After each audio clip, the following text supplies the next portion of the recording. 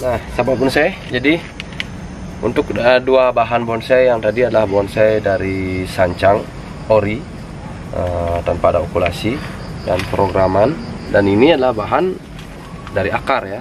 Jadi saya cari akar dari pohon gunung. Jadi dari awal sudah, kalau kita cari akar ya pastinya memiliki gerakan-gerakan yang unik ya, yang tidak biasa, sehingga akar itu kita buat jadikan batang. Nah, kemudian kita okulasi dengan sancang dan bagaimana meneruskan ya, meneruskan dari gerak batang yang kita dapat dari alam, yang mungkin kita tidak bisa mengarahkan seperti yang kita inginkan, hanya kita mengikuti gerakan dari akar tersebut, kemudian mengikuti yang sancang ya, mengikuti gerakan sancang yang kita okulasi ini, mengikuti gerakan di bagian akar seperti ini. Nah, ini masih proses pembesaran ya, pembesaran. Ada beberapa yang harus kita kawati juga, contohnya seperti ini. Ini harus lebih detail lagi ya, kita akan mengawati. Jadi kita harus menekuk dulu ya, kita tekuk dulu. Nah, yang terpenting ini yang kita tekuk ya, ini dan ini ya, hanya dua di bagian anak cabang. Di cabang yang pertama yang harus kita lakukan penekukan sebelum tambah besar. Kalau sudah besar nanti susah kita melakukan penekukan. Untuk kawat sama ya, kawatnya menggunakan 3/4 dari ukuran cabang yang akan kita tekuk. Oke, kita mulai lagi melakukan penekukan ya. 오늘은 하늘이 아주 파래. 나의 앞에 있는 네 모습도 눈부시기만 해. 세상은 따뜻해. 나의 곁에 있는 너로 변하지 않는 네 모습으로 난 늘 행복해.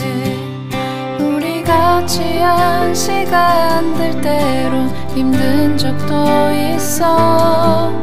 그래도 우린 늘 웃어주고 이해했잖아. 때론 오해하고 서로 미워한 적도 있지만 시간은 또 우릴 기다려주고 지켜줬잖아. 내게 너의 존재는 마치 공기와 같아. 아침 창문 틈으로 날 비추는 햇살과 같아. 시간이 흐를수록 넌 나에게 더 깊은 사람이 되어 언제나 나의 곁에 늘 있어줘. 가끔은 힘들어 견디기 어려워도 내 곁을 지키는 네 존재로 난 늘 감사해. 생각지 않은 많은 일들로 힘든 적도 있어. 그래도 우린 늘 옆에 있어 위로했잖아. 때론 혼자이고 싶은 맘도 없진 않았지만 결국엔 또 우리 하나인 것을 알게 됐잖아. Nah, jadi beberapa sudah saya lakukan pengawatan ya. Jadi seperti ini pengawatannya. Kita arahkan sini. 내게 너의 존재는 마치 공기와 같아. 아침 창문 틈으로 늘 비추는 햇살과 같아. 시간이 흐를수록 넌 나에게 더 깊은 사랑. Dan juga melakukan pembuangan tunas ya. Jadi wajib lakukan pembuangan tunas. Terus yang tidak diperlukan mending kita buang saja, karena juga tidak ada gunanya. Ini ditekuk lagi ya. Jadi perlu pengawatan ulang lagi. banyak prosesnya, jadi harus bertahap prosesnya. Jadi pembesaran dulu, kita biarkan besar dulu, jadi baru kita bentuk kembali. Jadi hanya pengarahan di beberapa hal yang penting ya, seperti ini. Jadi kita sebelum nanti besar, karena ini sama sekali belum pernah dikawati, jadi memiliki gerakan yang lurus. Jadi kita karena desain pohon yang gerak ekstrim, jadi harus kita arahkan dulu. Ya, jadi seperti itu untuk pohon ini. Akar wahong kulasi dengan sancang.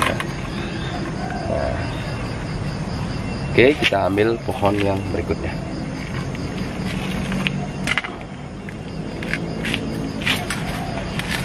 Oke.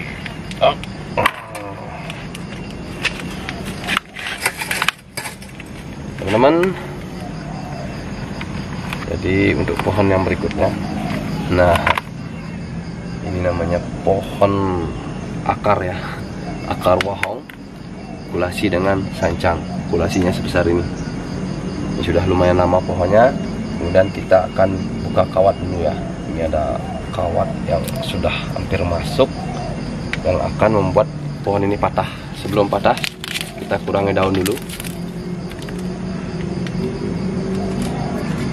karena kawat sudah masuk ke kambium ataupun kayu ya, jadi riskan sekali.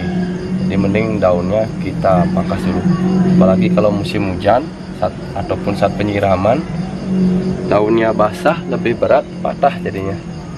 Nah, untuk mengurangi risiko patah, kita melakukan pengurangan daun ya, atau pruning di daun dulu sebelum kita buka kawatnya. Ini sedikit saja sudah mau patah. Nah, ya kita biarkan segitu dulu, ataupun kalau udah mau patah ya kita potong ya, kita potong di sini kalau sudah mau patah. Jadi karena belum patah, kita biarkan dulu.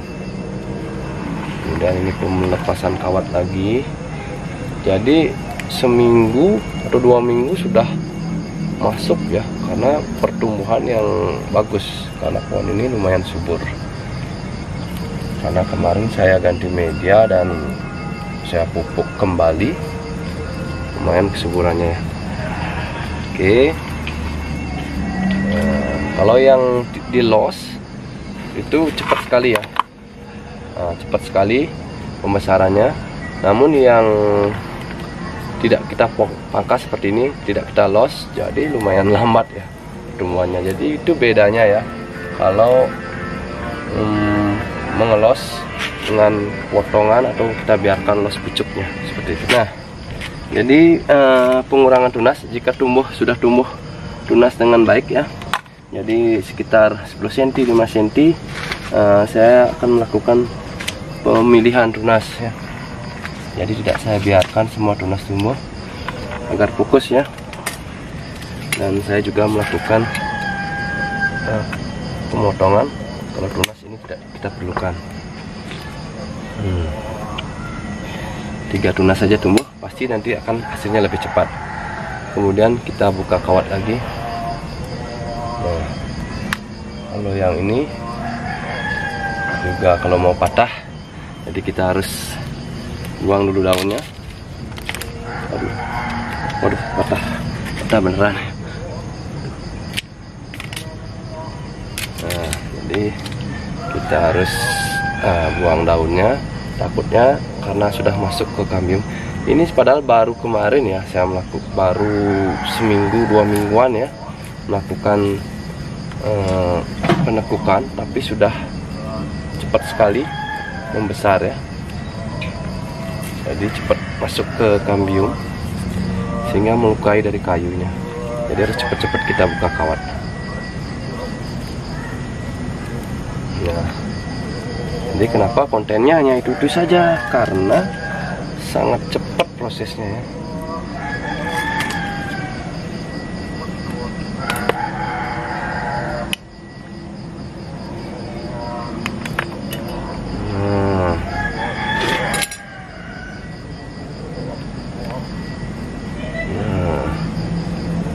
Oke.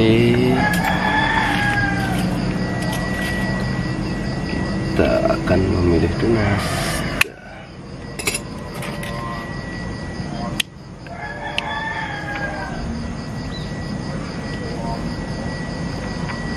Menyisakan 2 tunas saja.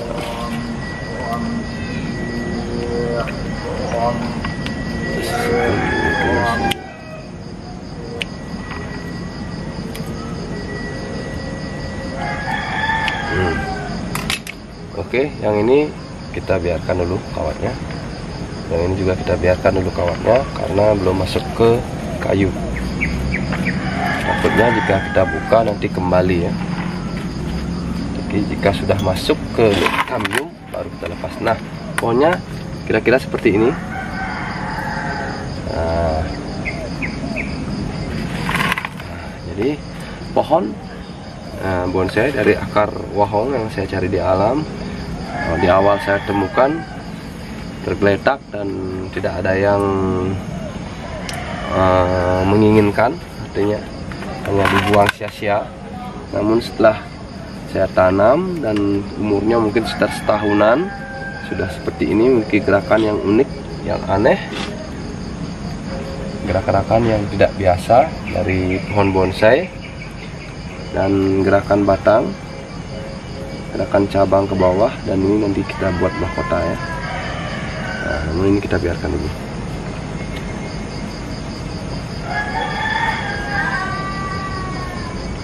Nah, sahabat bonsai,